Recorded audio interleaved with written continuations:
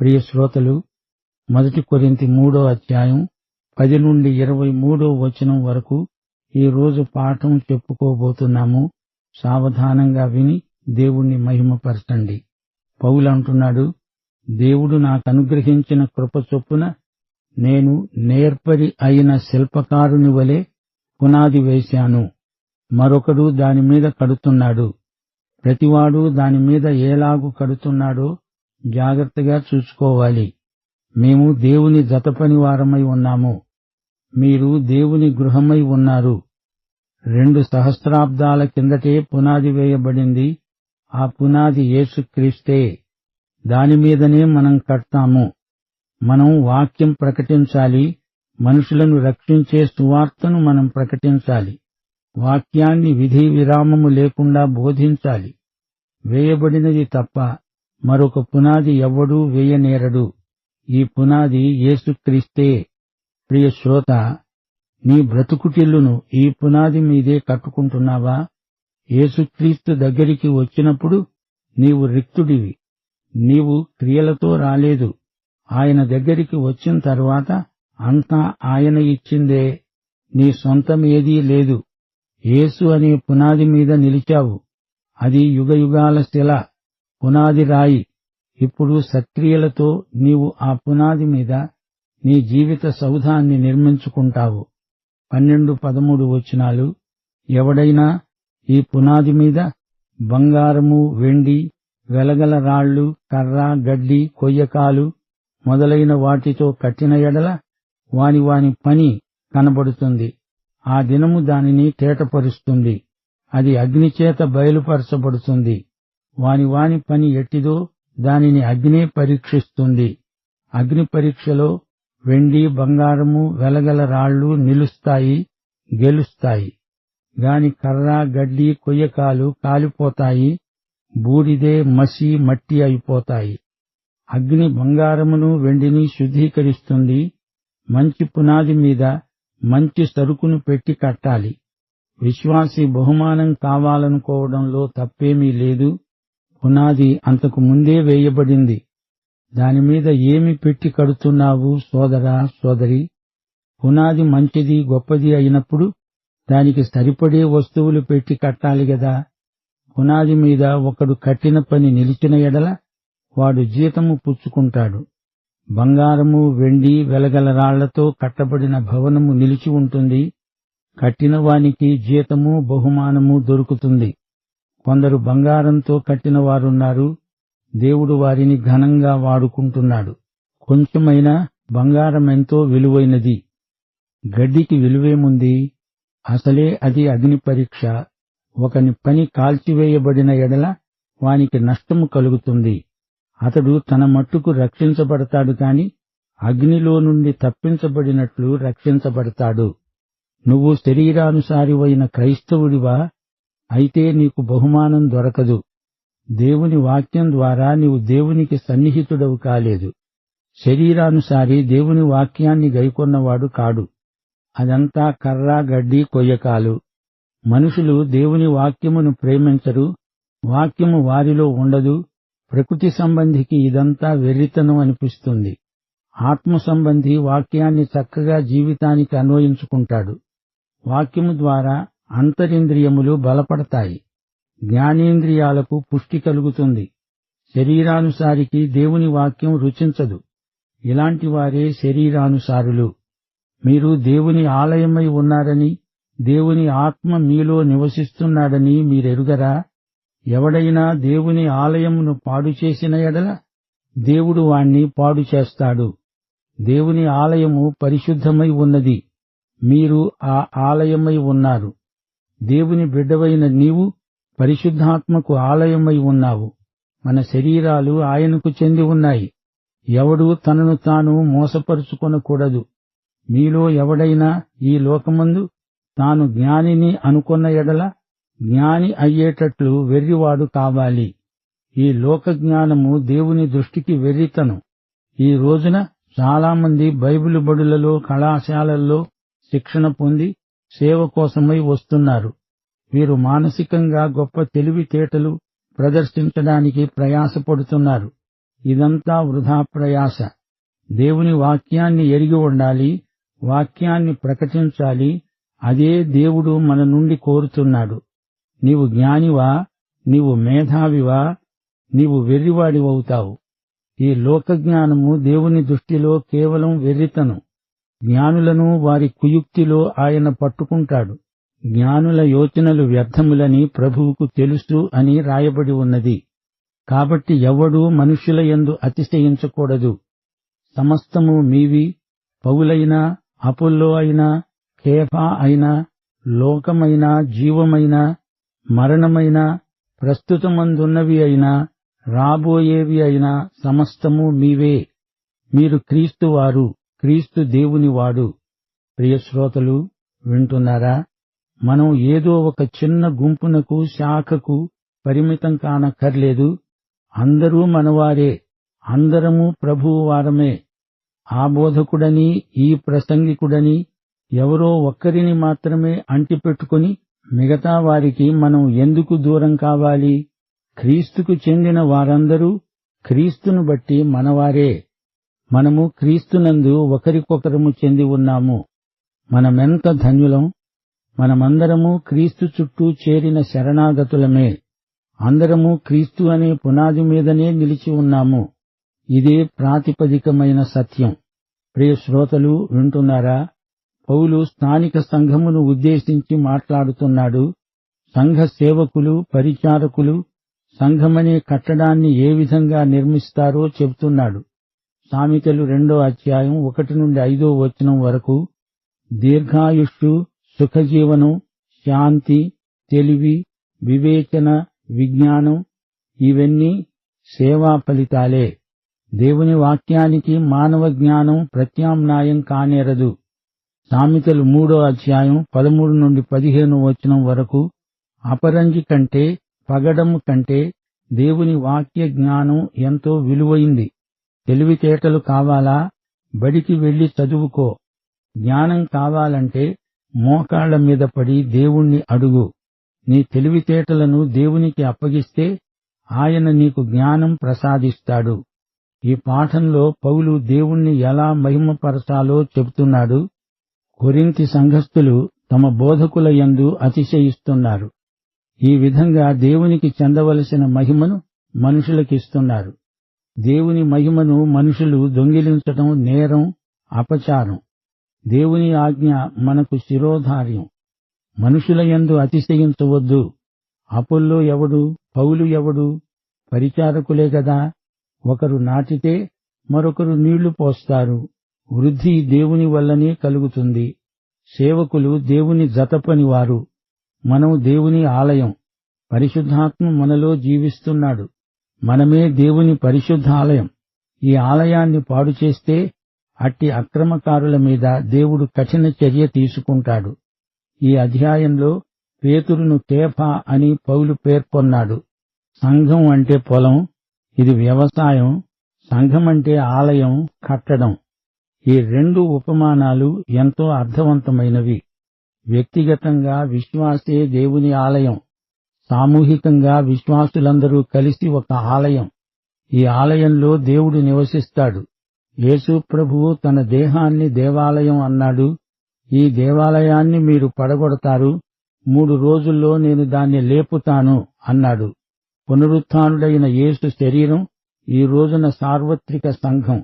స్థానిక సంఘ పరిధిలో దేవుని ఆత్మ నివసిస్తున్నాడు. దైవ సేవకుడు తన సేవను గురించి దేవునికి లెక్క అప్పగించాలి.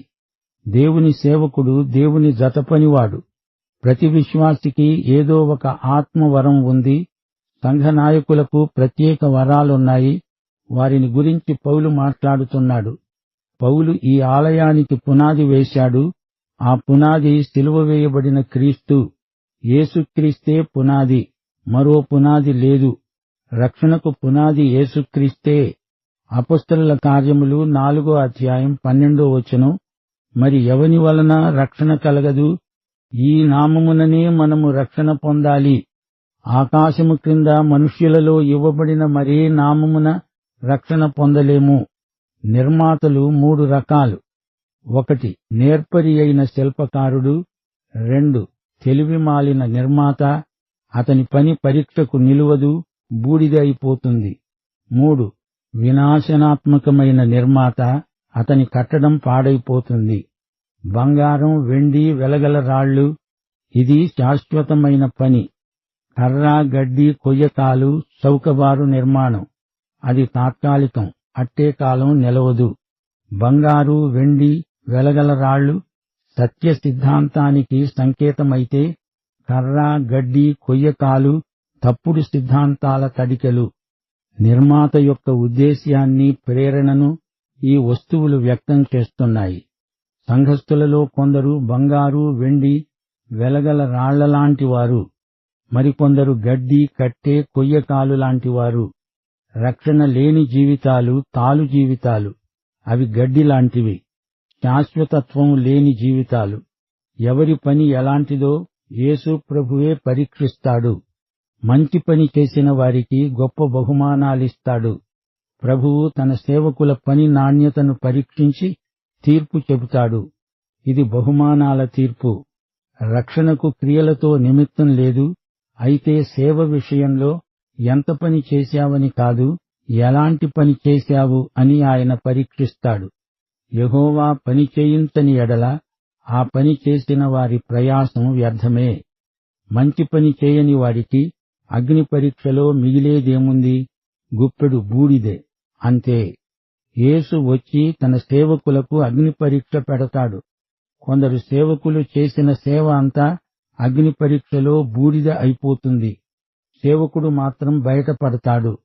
అగ్నిలో నుండి లాగబడిన కొరివిలాగా ఒక్కడూ బయటికైతే వస్తాడుగాని బహుమానం పోగొట్టుకున్న అవమానం అనుభవించాల్సి వస్తుంది. పౌలు ఈ వాక్య భాగంలో యోబు గ్రంథం 5వ అధ్యాయం 13వ వచనం, కీర్తనలు 94:11 ఉటంకించటం గమనార్హం. జ్ఞానులను వారి కృత్రిమములలోనే ఆయన పట్టుకుంటాడు. కపటుల ఆలోచనలను తల్లకిందులు చేస్తాడు. నరుల ఆలోచనలు వ్యర్థములని యెహోవాకు తెలిసే ఉన్నది. పౌలు తన స్వానుభవాన్ని మనతో పంచుకుంటున్నాడు. పౌలు పునాది వేస్తాడు. కొరింథులో పునాది వేశాడు. తరువాత ఎఫెసులో 3 ఏండ్లుండి అక్కడా పునాది వేశాడు. తెస్సలోనికయలో 1 నెల రోజులు కూడా ఉండలేదు. తన ముందు ఎంతో సేవ ఉంది. కొందరైతే యేసుక్రీస్తు పేరు ఎప్పుడూ ఎక్కడా విని ఉండలేదు. పౌలు పద్ధతి ఇదే, పునాది వేయడం, ముందుకు సాగిపోవడం. అప్పుడు మరొకడు వచ్చి ఈ పునాది మీద కడతాడు. ఈ విధంగా పౌలు అనేక ప్రాంతాలు పర్యటించాడు. చెరసాలలో ఉన్నప్పుడే పౌలుకు విశ్రాంతి. మిగతా సమయాల్లో సువార్త యాత్ర చేస్తూనే ఉంటాడు. నిర్విరామ కృషీవలుడు అపుస్తలుడైన పౌలు. పౌలు ఎక్కడికి వెళ్లినా ఒకే పునాది వేస్తాడు. సిలువ వేయబడిన క్రీస్తే ఆ పునాది. క్రీస్తు అనేది పునాది, గట్టి పునాది. ఈ పునాదిని ఎవ్వరూ మార్చలేరు. క్రీస్తునందు గత పాపాలకు క్షమాపణ లభిస్తుంది. దేవుడు యేసులాగే ఉంటాడు. యేసు అంటే దేవుడే. యేసుక్రీస్తునందు ప్రేమ ఉంది. యేసు మనకందరికీ ఎంతో సన్నిహితుడు. యేసు ఇప్పుడు ఇక్కడ నీకు సహాయకుడు. నిన్ను బలపరుస్తాడు, ఆదుకుంటాడు. ఆయన నీ జీవితానికి పునాది. క్రీస్తు ప్రేమ నుండి మనలను వేరుపరిచే శక్తి ఏదీ లేదు, వ్యక్తి ఎవరూ లేరు. క్రీస్తుతో కలిసి పోరాటాన్ని గెలవగలము. యుద్ధంలో విజయం సాధించగలం.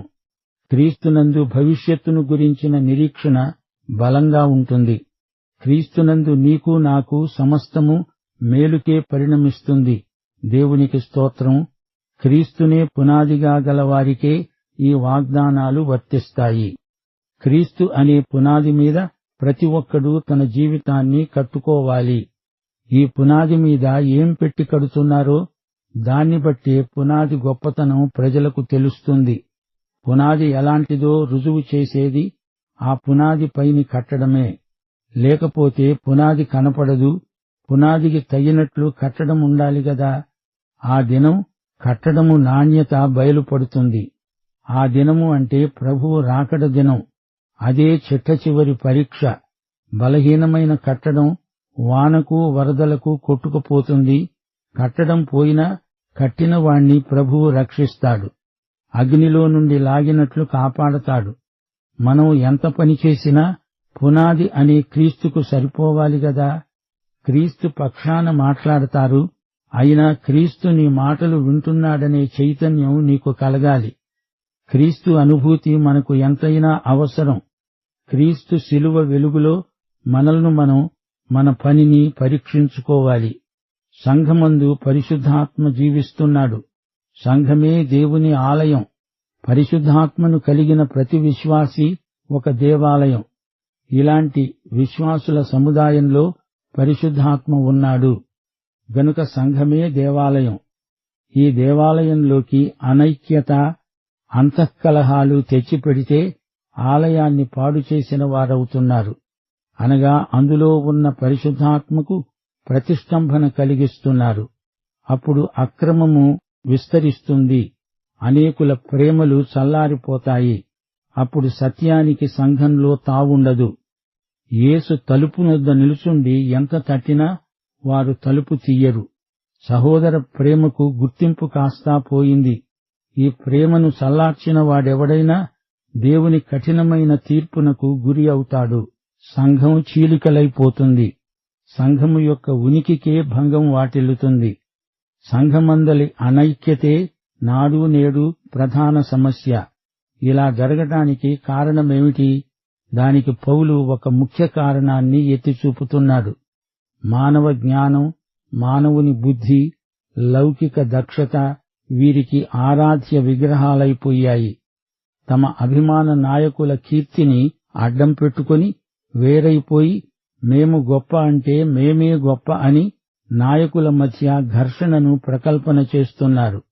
దేవుని వాక్యాన్ని కాక వారి బోధనా రీతి, వారి శక్తి సామర్థ్యాలను ఉగ్గడించి మాట్లాడుతున్నారు. ఈ అహంభావం వివాదాలకు, మనస్పర్ధలకు దారితీస్తుంది. వీరికి సత్యం నేర్చుకుందామనే బుద్ధి ఉండదు. విమర్శలు, రంధ్రాన్వేషణ వీరి అలవాటు. తమదే సరైన విధానం, తమతో ఏకీభవించని వారిదే తప్పు అని వీరి అతిశయం. మనుషులను వీరు సమైక్యపరచరు, గుంపులుగా విభజిస్తారు. ఆత్మజ్ఞాని తనకంతా తెలుసు అనుకోడు. వినయశీలం కల జ్ఞానే అసలు జ్ఞాని. మన అజ్ఞానాన్ని ఒప్పుకున్నప్పుడే మనం జ్ఞానులం అంటాడు దేవుడు. మనమంతా క్రీస్తుకు చెంది ఉన్నాము, క్రీస్తు దేవునికి చెందినవాడు అంటున్నాడు పౌలు. ఈ అధ్యాయం ఇదే మాటతో ముగిస్తున్నాడు.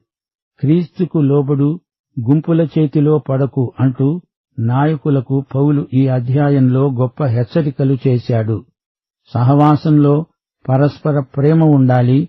సంకుచితమైన దృక్పథాన్ని వెడవాలి. విశాల హృదయులై సమాధానమనే బంధము చేత ఆత్మ కలిగించే ఐక్యతను కాపాడుకోవాలి. అదే దేవుని చిత్తం, దేవుని సంకల్పం. ప్రియ శ్రోత, ఇంతకు నీవు రక్షించబడ్డావా? దేవుని సంఘ శరీరమందు మంచి సాక్ష్యం నీకుందా? పాఠం ఇంతటితో సమాప్తం. మన ప్రభువైన యేసుక్రీస్తు వారి కృప, తండ్రి అయిన దేవుని ప్రేమ, పరిశుద్ధాత్మ యొక్క అన్యోన్య సహవాసము మనకు సదాకాలము తోడై ఉండునుగాక. ఆమేన్.